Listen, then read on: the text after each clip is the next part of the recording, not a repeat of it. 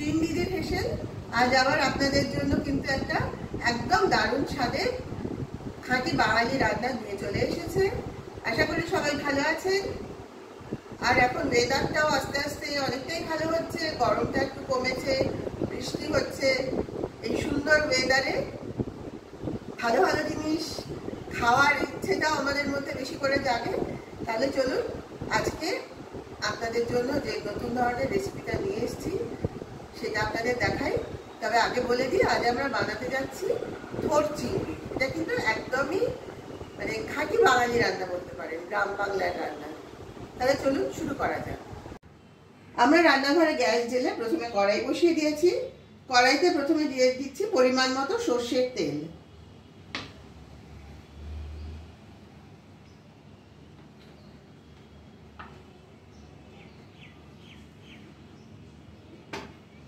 তেলটা গরম হয়ে গেলে আমরা প্রথমে যেটা করব, চিংড়ি মাছটা ভেজে নেব। আমরা এখানে চিংড়ি মাছটা কিন্তু আগে থেকেই ভালোভাবে ধুয়ে পরিষ্কার করে, এবং অবশ্যই চিংড়ি মাছের পিঠের যে কালো শিরাটা থাকে সেটার মধ্যে ময়লা থাকে, সেই শিরাটা বেছে আমরা চিংড়ি মাছটা নুন হলুদ মাখিয়ে রেখে দিয়েছি। তেলটা গরম হলে প্রথমে চিংড়ি মাছটা আমরা ভেজে নেব। গরম হয়ে গেছে, তেলের মধ্যে আমি চিংড়ি মাছটা দিয়ে দিচ্ছি।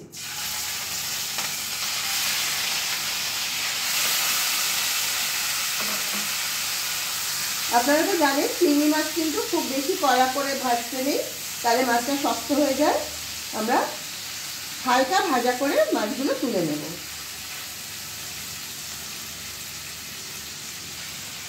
এই সময় আমি গ্যাসের ফ্লেমটা কিন্তু লো টু মিডিয়ামে মাঝামাঝি রেখেছি। আমাদের কিন্তু চিংড়ি মাছগুলো ভাজা হয়ে গেছে। এবার এগুলো আমি একটা বাটিতে তুলে নেব। আমরা চিংড়ি মাছগুলো আবার বাটিতে তুলে নিয়েছি। এবার কড়াইয়ের তেলটা আবার গরম হয়ে গেছে। প্রথমে আমি কড়াইতে দিয়ে দিচ্ছি হাফ চামচ মতো কালো জিরে,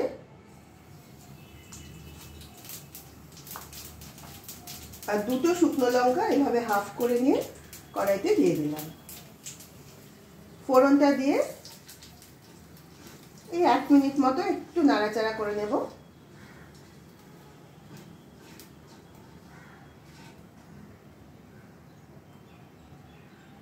এখানে আমি একটা মাঝারি মাপের আলু এইভাবে ছোট ছোট করে কেটে রেখেছি। আলুটা এবার আমি কড়াইতে দিয়ে দিচ্ছি।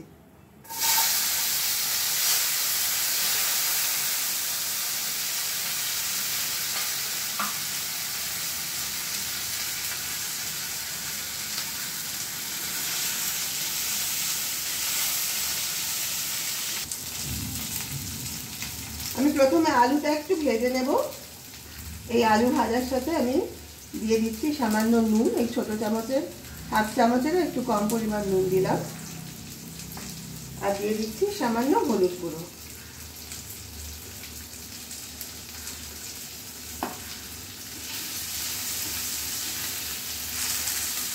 আলুটা প্রথমে এই মিনিট 3 মতো সময় নিয়ে ভেজে নেব।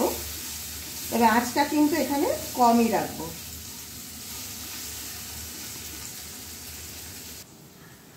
আমরা আগেই বলেছি আজকে বানাচ্ছি হচ্ছে থোড় চিংড়ি। আমরা থোড়টা কিন্তু আগে এইভাবে একদম সরু সরু করে কেটে একটু নুন জলে ভিজিয়ে রেখে দিয়েছিলাম। জলটা সামান্যই দিয়েছি এবং জলটা ছেঁকেও নিয়েছি। তারপরে নুন মাখানো ছিল। কড়াইতে প্রথমে আলুগুলো দিয়ে আলুগুলো একটু হালকা ভাজা করে নিয়েছি। এবার আমি কড়াইতে এই কেটে রাখা থোড়টা, নুন মাখানো থোড়টা দিয়ে দিচ্ছি। থোড়টাতে নুনটা মাখিয়ে রাখা হয়, কারণ তাতে থোড়টা নরম হয়, তাড়াতাড়ি সেদ্ধ হয়ে যায়।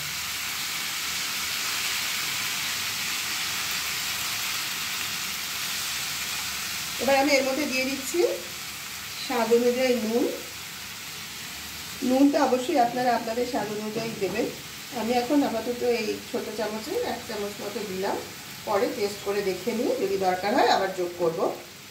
দিয়ে দিচ্ছি সামান্য হলুদ, হাফ চামচের মতো হলুদ দিয়ে দিলাম।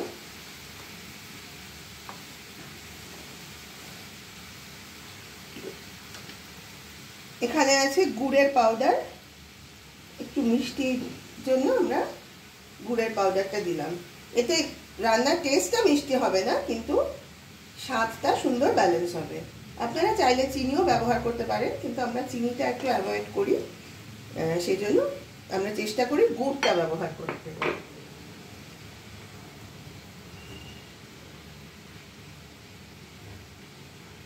এবার এই সবটা ভালোভাবে একটু মিশিয়ে দেব। আর এখানে বেশ কিছু কাঁচা লঙ্কা চিড়ে রেখেছিলাম, সেগুলো এর মধ্যে দিয়ে দিচ্ছি। এবার সবটা খুব ভালোভাবে মিশিয়ে দিয়ে আমি কড়াইটা চাপা দিয়ে রেখে দেব।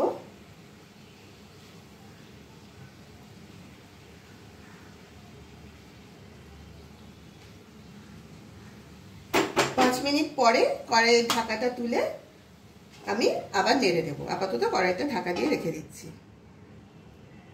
5 মিনিট হয়ে গেছে, আমি এবার কড়াইয়ের ঢাকাটা তুলে তরকারিটা একটু নেড়ে দিচ্ছি।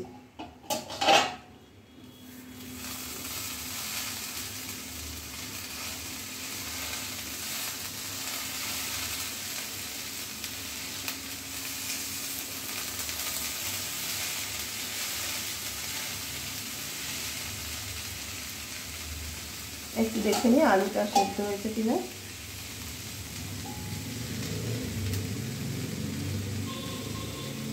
হ্যাঁ, আলুটা কিন্তু সেদ্ধ হয়ে গেছে।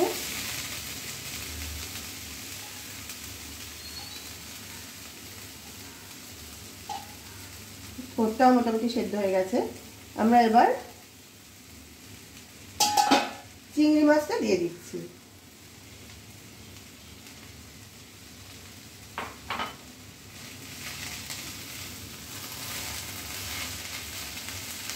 চিংড়ি মাছটা দিয়ে আবার সবটা ভালোভাবে মিশিয়ে দিচ্ছি।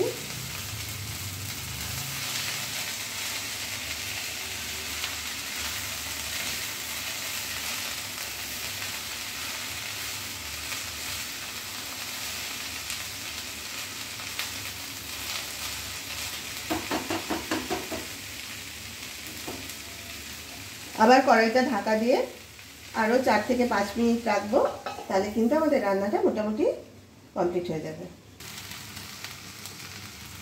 আরও 5 মিনিট কেটে গেছে, আমাদের রান্নাটা কিন্তু মোটামুটি শেষের পর্যায়ে চলে এসছে। এইখানে আমি যোগ করব হচ্ছে, আমি খানিকটা পোস্ত বেটে রেখেছিলাম, এবার দিয়ে দেব এই পোস্ত বাটাটা।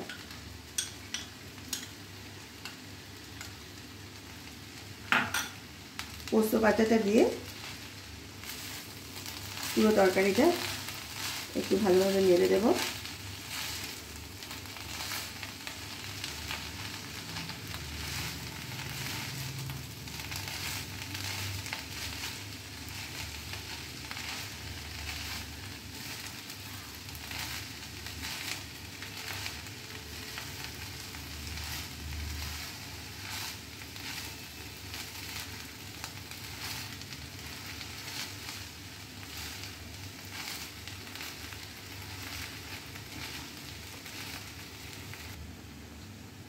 পোস্তটা ভালোভাবে পুরো তরকারির সাথে মিশিয়ে দিয়েছি। এবার সবার শেষে আমি সামান্য কাঁচা সর্ষের তেল একটু ওপর দিয়ে দিলাম। এবার গ্যাসের ফ্লেমটা অফ করে দেব। আরেকবার ভালোভাবে সবটা নেড়ে দেব, তাহলেই কিন্তু একদম তৈরি আমাদের আজকের রান্না থোড় চিংড়ি।